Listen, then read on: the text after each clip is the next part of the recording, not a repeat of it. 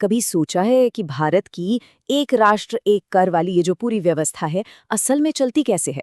देखिए, ये सिर्फ एक नारा नहीं है, इसके पीछे एक बहुत बड़ी कानूनी और प्रशासनिक मशीनरी काम कर रही है। तो चलिए आज इसी मशीन के पुर्जे पुर्जे को जरा करीब से समझते हैं। एक राष्ट्र एक कर एक बाजार, यह है जीएसटी का वो बड़ा सपना, एक ऐसा आइडिया जो भारत की अर्थव्यवस्था को हमेशा के लिए बदलने का वादा करता है। ये वो लाइन है जो हम सबने कहीं ना कहीं सुनी है, पर इस सीधे साधे विचार के पीछे की कहानी उतनी सीधी नहीं है। तो असली सवाल यही उठता है कि इतना बड़ा सिस्टम जो पूरे देश में फैला हुआ है, आखिर चलता कैसे है? इसके नियम कौन बनाता है, उन्हें लागू कौन करता है, और ये सब कुछ एक साथ मिलकर काम कैसे करता है? चलिए इस बड़ी पहेली के टुकड़ों को एक एक करके जोड़ते हैं। इस पूरे सिस्टम को समझने के लिए आइए लुधियाना के एक कैफे में चलते हैं। यहाँ दो दोस्त हैं, शाश्वत और मीरा, जो इसी टॉपिक पर बात कर रहे हैं, और उनकी बातचीत से ही हमारी ये कहानी भी शुरू होती है। तो शाश्वत ने वही सवाल पूछा जो शायद हम सबके मन में है, कि अगर जीएसटी का आइडिया इतना सिंपल है तो इसे हकीकत में चलाना इतना मुश्किल क्यों लगता है? और बस यहीं से हमारी पड़ताल शुरू होती है, उस जटिलता को समझने की जो इस सीधे साधे विचार को चलाती है। देखिए, किसी भी बड़े सिस्टम की तरह जीएसटी भी एक मजबूत नींव पर टिका है, और ये नींव है कानून। ऐसा सोचिए कि हम एक बहुत बड़ी इमारत बना रहे हैं, और सबसे पहले हमें उसका कानूनी ढांचा तैयार करना होगा जो इस पूरे सिस्टम का वजन संभाल सके। और उस नींव का सबसे जरूरी पत्थर था 101वां संवैधानिक संशोधन। ये कोई छोटा मोटा बदलाव नहीं था, बल्कि एक ऐतिहासिक कदम था जिसने दर्जनों पुराने टैक्स को हटाकर एक ही टैक्स के लिए रास्ता साफ कर दिया। इस संशोधन ने संविधान में कुछ बहुत ही अहम अनुच्छेद जोड़े, जैसे आर्टिकल 246A ने केंद्र और राज्यों दोनों को जीएसटी कानून बनाने की शक्ति दी। आर्टिकल 269A ने एक राज्य से दूसरे राज्य के बीच होने वाले व्यापार को रेगुलेट किया, और सबसे जरूरी आर्टिकल 279A, जिसने जीएसटी काउंसिल की स्थापना की, जो इस पूरे सिस्टम का कह सकते हैं दिमाग है। अब उस कानूनी इमारत को ऐसे सोचिए कि उसकी 5 मंजिलें हैं। पहली है CGST एक्ट, जो केंद्र सरकार का टैक्स कंट्रोल करता है। दूसरी SGST एक्ट, जो राज्य सरकारों के लिए है। तीसरी IGST एक्ट, जो एक राज्य से दूसरे राज्य के बीच होने वाले व्यापार को देखता है। चौथी है UTGST, जो केंद्र शासित प्रदेशों के लिए है। और 5वीं मंजिल है मुआवजा एक्ट, जिसे इसलिए बनाया गया था ताकि राज्यों को अगर कोई रेवेन्यू का नुकसान हो तो उसकी भरपाई की जा सके। हर मंजिल का अपना काम है, पर है सभी एक ही इमारत का हिस्सा। तो अगर कानून वो इमारत है, तो इसके आर्किटेक्ट कौन है?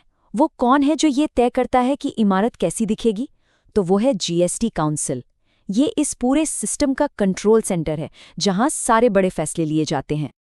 ये कोई आम कमेटी नहीं है, ये एक संवैधानिक बॉडी है।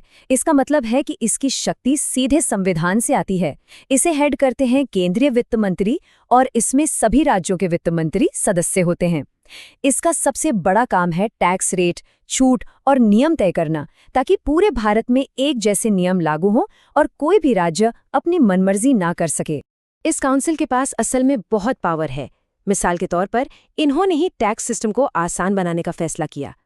पहले की जो उलझी हुई टैक्स स्लैब वाली संरचना थी, उसे बदलकर एक सीधी सादी व्यवस्था बनाई। ये कुछ ऐसा था जैसे उलझे हुए पाइपों के जाल को सुलझाकर एक सीधी लाइन बना दी जाए, ताकि सिस्टम ज्यादा निष्पक्ष और पारदर्शी बन सके।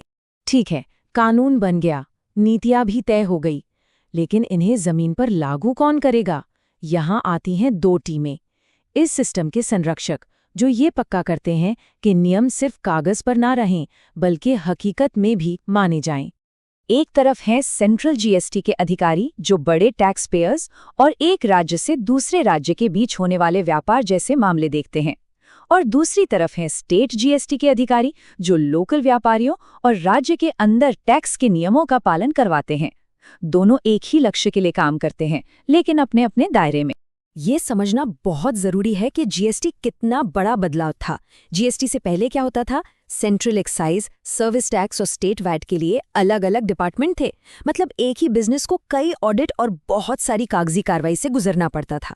जीएसटी ने इन सबको एक ही प्रशासन के अंदर ला दिया, जहां केंद्र और राज्य के अधिकारी एक ही डिजिटल प्लेटफॉर्म जीएसटीएन पर मिलकर काम करते हैं। तो अब जब हमने ये समझ लिया है कि सिस्टम को कौन चलाता है, तो आते हैं इसके सबसे अहम हिस्से पर, ये पक्का करने के लिए कि हर कोई नियमों का पालन करे, इन अधिकारियों को कुछ खास शक्तियां भी दी गई हैं। इन शक्तियों में बिजनेस की जगहों का इंस्पेक्शन करना, टैक्स चोरी के शक में सामान और दस्तावेजों की तलाशी लेना और उन्हें जब्त करना भी शामिल है। ये सबूतों के लिए किसी को भी बुला सकते हैं और अगर धोखाधड़ी बहुत गंभीर है तो गिरफ्तारी भी कर सकते हैं। ये सारी शक्तियां इसलिए हैं ताकि सिस्टम के साथ कोई खिलवाड़ ना कर सके और ईमानदार टैक्स पेयर्स के साथ अन्याय ना हो। चलिए, इन शक्तियों को एक असली उदाहरण से समझते हैं। मान लीजिए लुधियाना में एक ट्रक बिना सही ई-वे बिल के सामान ले जा रहा है। जीएसटी अधिकारी उस गाड़ी को रोक सकते हैं, जुर्माना लगा सकते हैं और जब तक टैक्स का भुगतान नहीं हो जाता उसे जाने नहीं देंगे। ये इन नियमों को जमीनी हकीकत में बदल देता है। तो जैसा शाश्वत को समझ आया, ये अधिकारी सिर्फ टैक्स इकट्ठा करने वाले लोग नहीं हैं। वे इस विशाल टैक्स नेटवर्क के गार्डियन हैं, जो ये पक्का करते हैं कि हर कोई ईमानदारी से अपना हिस्सा दे और सिस्टम सही तरीके से चलता रहे। ये पर्दे के पीछे काम करने वाले वो लोग हैं जो ये पक्का करते हैं कि नियमों का पालन हो, पैसों के लेन देन में ईमानदारी हो और उस पूरे सिस्टम में एक संतुलन बना रहे जिस पर हमारी अर्थव्यवस्था टिकी है। आखिर में ये सिर्फ एक टैक्स सिस्टम नहीं है, ये लोगों, कानूनों और प्रक्रियाओं का एक ऐसा जटिल नेटवर्क है जो भारत की आर्थिक धड़कन को बनाए रखता है। एक ऐसी धड़कन जो कभी नहीं रुकती। तो अगली बार जब कोई जीएसटी बिल देखें तो उस विशाल और अदृश्य मशीनरी के बारे में जरूर सोचिएगा जो इसे संभव बनाती है।